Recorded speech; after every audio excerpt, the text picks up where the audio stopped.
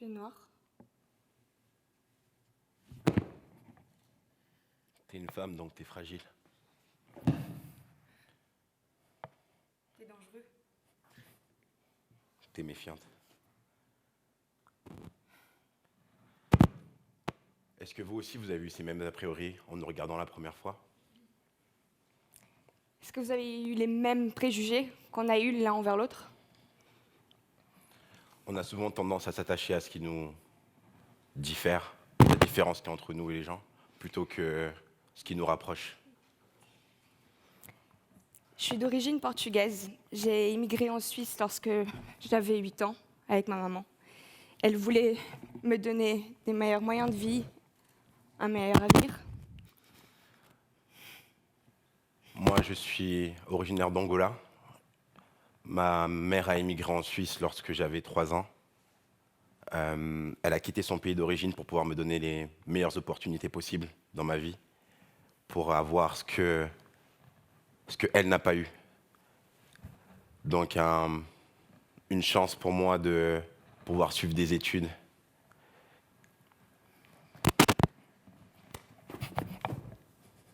J'avais beaucoup de pression de la part de mes parents, ma mère, mon père, mes frères.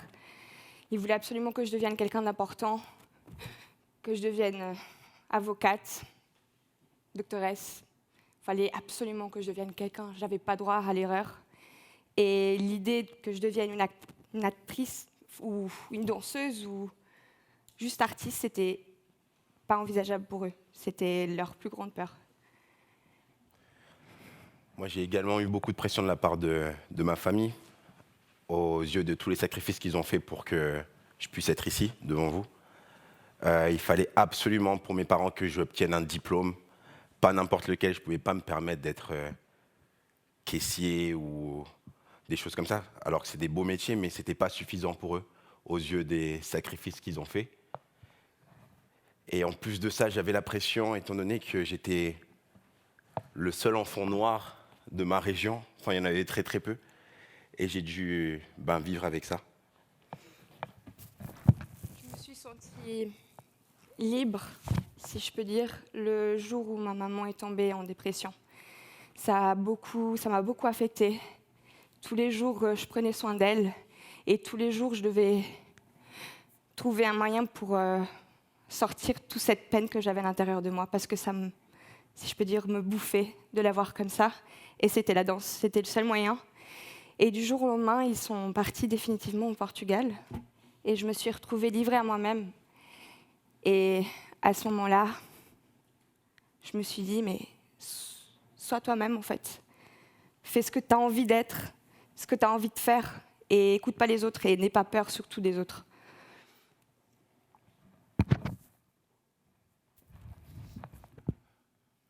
Moi, je me suis senti libre au moment où j'ai obtenu mon diplôme.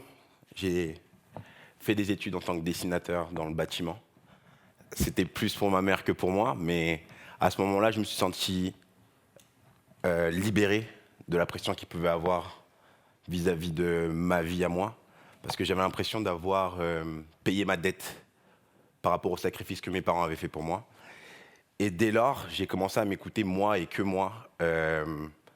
Ça n'avait plus d'importance les attentes que mes parents avaient, parce que avoir un diplôme, c'était pas suffisant pour eux. Ils voulaient plus, plus, plus, plus. Et en fait, à ce moment-là, j'ai dit stop et j'ai décidé de m'écouter. Donc, je me suis lancé dans la danse. Ça n'a pas été simple, étant donné que pour beaucoup, c'est pas vraiment un métier, étant donné qu'en Suisse, on a très, très peu d'opportunités. Et c'était constamment des c'est pas un métier, comment tu vas te nourrir. Et en fait, ça m'importait peu, parce que ça me faisait du bien, en fait. Ça me faisait un bien fou, et je me sentais moi-même. J'avais l'impression que je mûrissais jour après jour.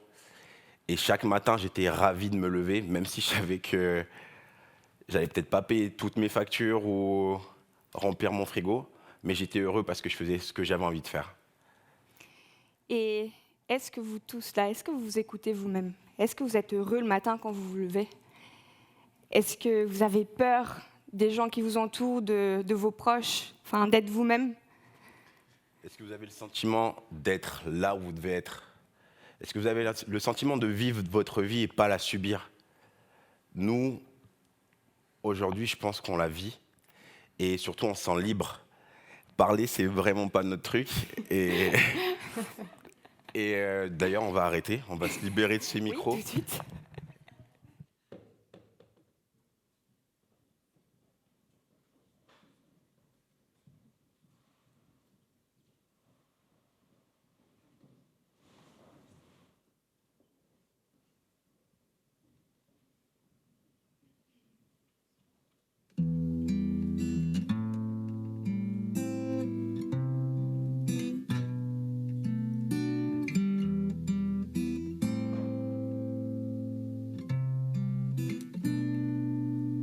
I've been drinking.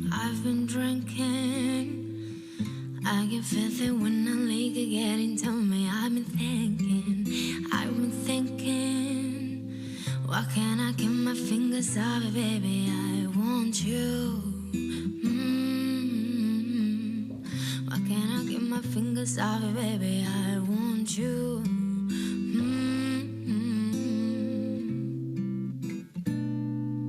Cigars and eyes. Feeling like an animal with these cameras all in my grill. Flashing lights. You got me fitted, baby. I want you. Can't keep your eyes off my fatty daddy. I want you.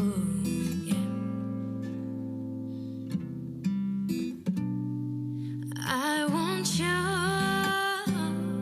We woke up in the kitchen saying, how the hell did this shit happen? Oh, baby.